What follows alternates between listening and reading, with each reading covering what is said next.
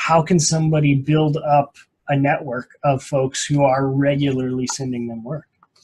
Serve the people you have first. If you have people you're helping and you're getting revenue, serve them as best you can.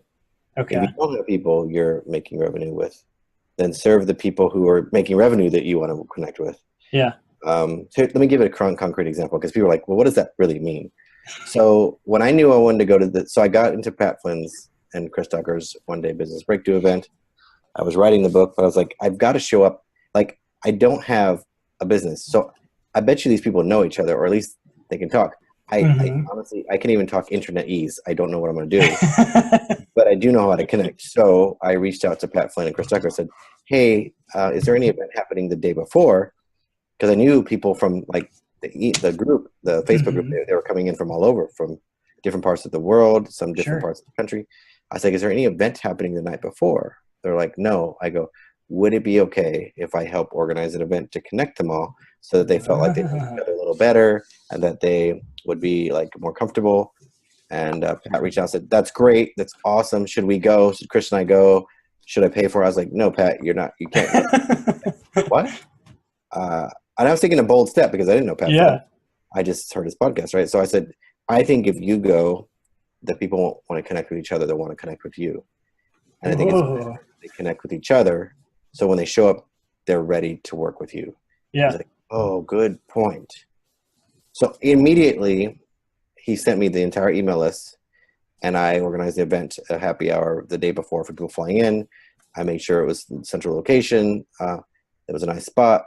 About half the people came, and instantly I became the connector. And then when I showed up the next day, I knew everybody. Wait, Pat Flynn didn't know everybody.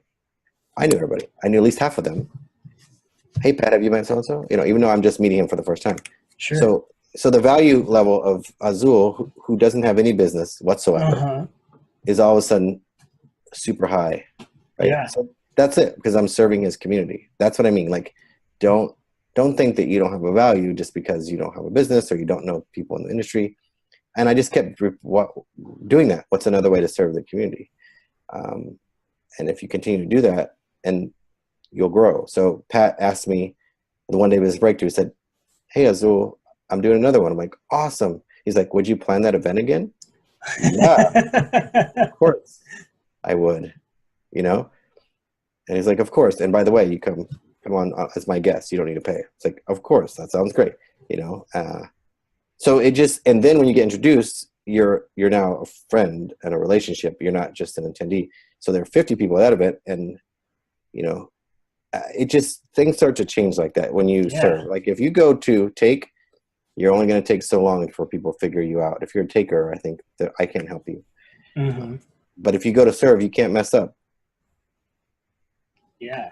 You'd probably be really surprised at how many opportunities just start falling into your lap if you just show up, be of service, just be a nice guy, just start introduce yourself, and then introduce the people you know to other people. Yeah, honestly, that wasn't an original idea. Just no one took action on it. That's the truth.